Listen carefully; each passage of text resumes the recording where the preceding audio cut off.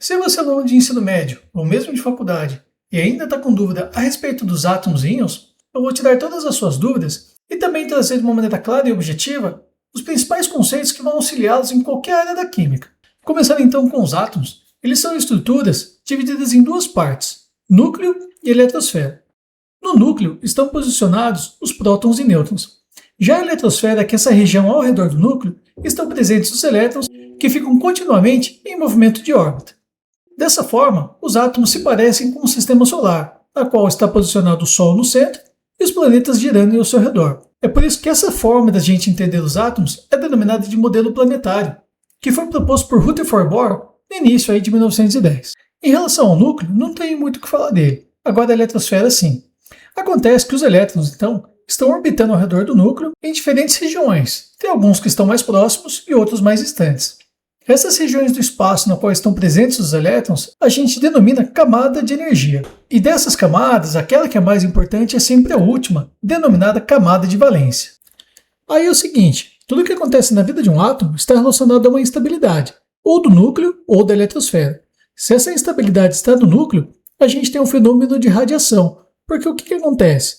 Quando o átomo tem o seu núcleo estável, os prótons e nêutrons estão bem amarrados aqui dentro, então não acontece nada. Agora, quando eles não estão bem amarrados, ocorre de tempo em tempo o lançamento de partículas subatômicas aqui do núcleo. E essas partículas elas podem destruir nossas células, daí então o seu perigo biológico. Aí a área da ciência que trata da radiação é conhecida como biofísica. E já quando a instabilidade estiver na eletrosfera, e essa instabilidade é conhecida como regra do octeto, os átomos resolvem sua vida de duas formas, ou através de ligações ou então reações químicas. E isso daqui a gente vê na área da química. Essa instabilidade da eletrosfera ela está diretamente relacionada com a organização dos átomos na tabela periódica. Resumindo bem aqui, na tabela periódica, os átomos são divididos em três grupos, metais, ametais e gases nobres. Dessa turminha aqui, apenas os gases nobres são aqueles átomos que possuem uma estabilidade na sua eletrosfera. Então, como essa eletrosfera está estável, não acontece nada. É por isso que esses átomos que estão aqui, eles não fazem nem ligação, nem reação química. Já todo esse outro lado aqui da tabela, que compõe os 95% dela, toda essa turminha aqui, eles são instáveis na camada de valência. Então essa instabilidade, eles vão resolver ou através de ligações ou então reações químicas. E aí, para quem tiver mais interesse e curiosidade, pode vir aqui na minha playlist de Química Inorgânica, que eu vou ter todos esses itens trabalhados separadamente, como regra do octeto, distribuição dos átomos na tabela periódica, assim como distribuição eletrônica, e os diversos tipos de ligações químicas, entre outros. Bom, mas voltando aqui em relação aos componentes dos átomos, nós precisamos saber três coisas. Aonde que eles estão, qual que é a carga elétrica e a massa. Então eu já falei para vocês que próton e nêutron estão no núcleo, enquanto que os elétrons estão na eletrosfera. Em relação à carga elétrica é fácil, né? Os prótons são de carga positiva, enquanto que os elétrons são negativos. Já os nêutrons são neutros, então eles não têm carga elétrica. Já em relação à massa, como os átomos são absurdamente pequenos, não faz sentido aqui a gente trabalhar com as unidades de grama-miligrama. Então foi criada uma nova unidade de massa para tratar de seus componentes internos, que é definido como unidade de massa atômica e representado por essa letra U.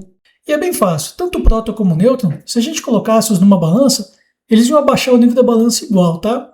Então essa massa foi quantificada com o número 1. Ambos têm uma única unidade de massa.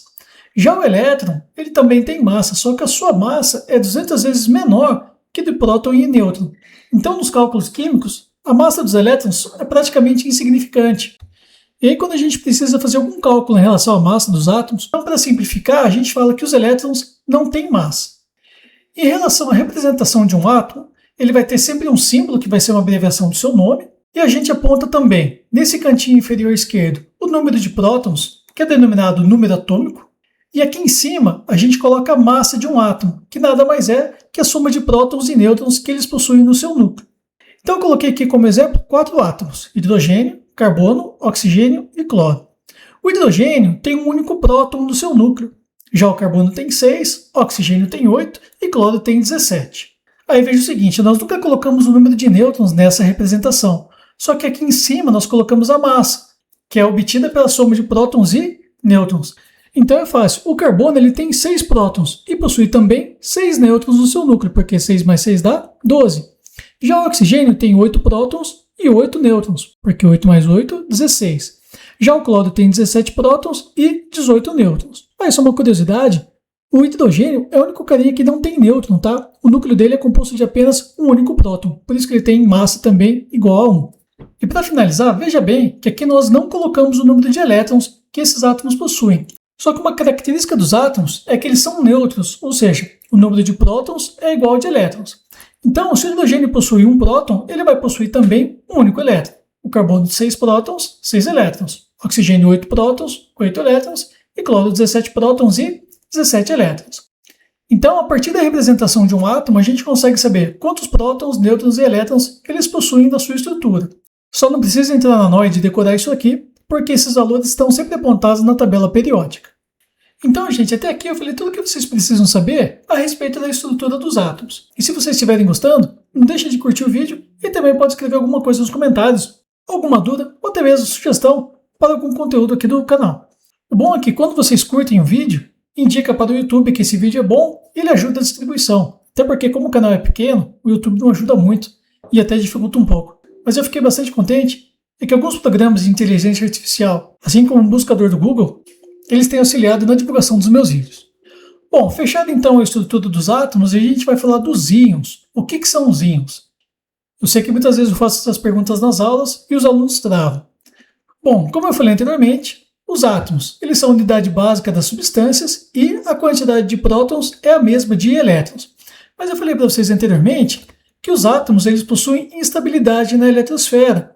E muitos deles, para resolver essa instabilidade, eles acabam por ganhar elétron de alguém ou então dando esse elétron para algum outro átomo. E quando eles doam ou recebem elétrons, eles vão ficar carregados eletricamente, ou seja, vão ser átomos eletrizados. E essa que é a definição de um íon. Íons são átomos carregados eletricamente, positivos ou negativos. Então veja bem, como os elétrons são de natureza negativa, se um átomo ganhar elétron, ele vai se transformar num íon, um íon de carga negativa, que a gente chama também de ânion. Já se o átomo perder elétron, ele vai ficar carregado positivamente, que a gente denomina de cátion. Então, para encerrar nosso vídeo, eu trouxe a representação de alguns íons. E veja que os íons, uma vez que eles têm carga elétrica, essa carga elétrica tem que estar apontada na sua representação, que vai ficar sempre no canto superior direito. Então aqui nós temos dois íons, o hidrogênio e o alumínio, que são íons positivos, carga mais 1 e mais 3, respectivamente, enquanto que o enxofre e o cloro são íons negativos, ou seja, ânions de carga menos 2 e menos 1. Então, partindo dessa representação, vamos verificar quantos prótons, nêutrons e elétrons esses íons possuem. Os prótons já estão indicados aqui, 1 para o hidrogênio, 13 para o alumínio, 16 para o enxofre e 17 para o cloro. Para descobrirmos quantos nêutrons eles têm, nós vamos fazer a relação da quantidade de prótons com a massa.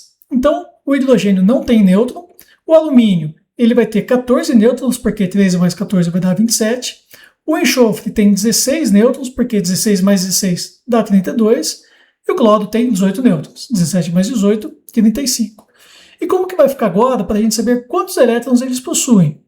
Isso nós verificamos na carga elétrica do íon. Quando o íon é negativo, significa que ele ganhou o elétron. Lembra, né? Os elétrons são estruturas de carga negativa.